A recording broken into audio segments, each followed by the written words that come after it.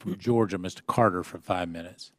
Thank you, Mr. Chairman, and thank all of you for being here. Ladies and gentlemen, on October 8, 2016, Hurricane Matthew made landfall, bringing destructive winds and flooding to the southeast, including the 1st Congressional District of Georgia, which I have the honor and privilege of representing.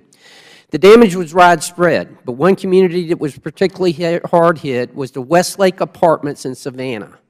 Westlake Apartments is a privately owned 100-unit property that is part of a Section 8 Housing Assistance Payment contract with HUD. The property suffered severe water damage from the storm, and families were displaced and forced to turn into shelters. Although the responsibility lies with the private property owner to provide safe and clean housing for Section 8 tenants, it took almost 2 weeks, to contact the Westlake owner, relocate the displaced residents, and to begin inspections. In total, 22 units were found to be uninhabitable and unfit for HUD subsidies. It took several official letters from my office and numerous conference calls from HUD to finally hold the owners accountable, despite these owners being legally obligated through their contract with HUD. One of the mechanisms HUD uses to hold private property owners accountable is withholding subsidies. If a Section 8 owner does not provide clean, safe housing or fails to relocate residents, HUD is supposed to withhold subsidy payments. In this situation, it was never clear if the payments were withheld, when they were going to be withheld, or where the subsidy was going. Was this money going to be used to immediately move displaced residents out of the shelters and into temporary housing? My constituents, some of whom are still displaced, even today, December the 8th, some are still displaced. They deserve to know. They deserve to know, and they need to know. What happened at Westlake Apartments was completely unacceptable. And while I'm grateful to HUD for their work with us to correct the situation, we need to make sure something like this never happens again. The Data Act, if it's fully implemented, would provide much needed clarity into how HUD spends its funding, and then withholding subsidy payments is an effective enough mechanism to hold owners accountable. Ms. Timberlake, is HUD fully committed to implementing the Data Act as required by law and providing more transparency into how these subsidies are spent in the Section 8 housing program? Congressman Carter, thank you for the question. HUD is committed to complying with the Data Act.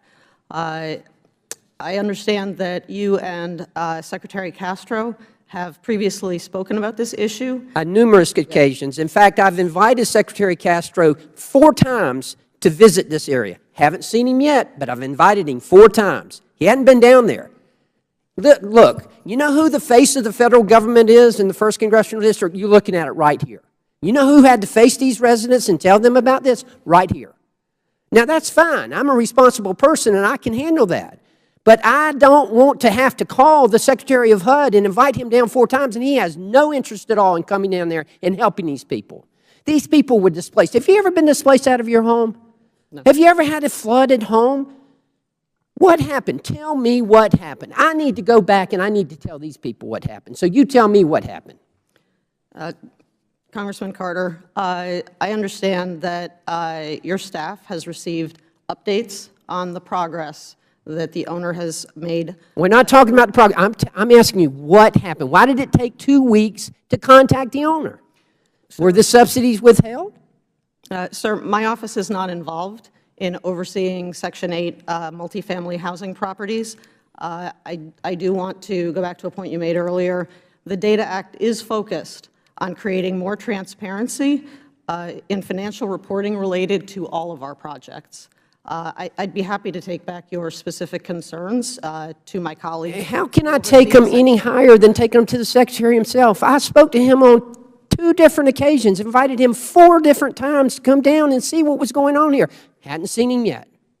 Congressman Carter, I would be happy to take back your I hope you will. Thank you very much. Ms. Roscano, can you help me here? If we implement the Data Act, do you think that this will help in a situation like this? I can't speak to this particular situation, but I do that the believe that the Data Act, once fully implemented, and you get those appropriate linkages between financial and performance data, will help program managers better monitor their programs, be more responsive to inquiries, and hopefully through data analytics, they'll be able to identify areas of risk, improper payments, and other areas that need management attention. So the sooner we can get the full act implemented, I think the better off we'll be from a management perspective. And you think it'll help us in Congress to be able to actually see what's going on there? I would hope so. I would hope so too, because right now it ain't good. I'm just telling you. Look, folks, I'm a responsible person, and I'm perfectly willing to meet with these people. I'm perfectly willing to accept my responsibility. But this was just, I'm sorry, this was just poor performance on behalf of HUD. This should have never happened. Can you imagine having to take your family being displaced? Gentleman's time. I yield. The chair recognizes the gentleman from Ohio, Mr. Gordon.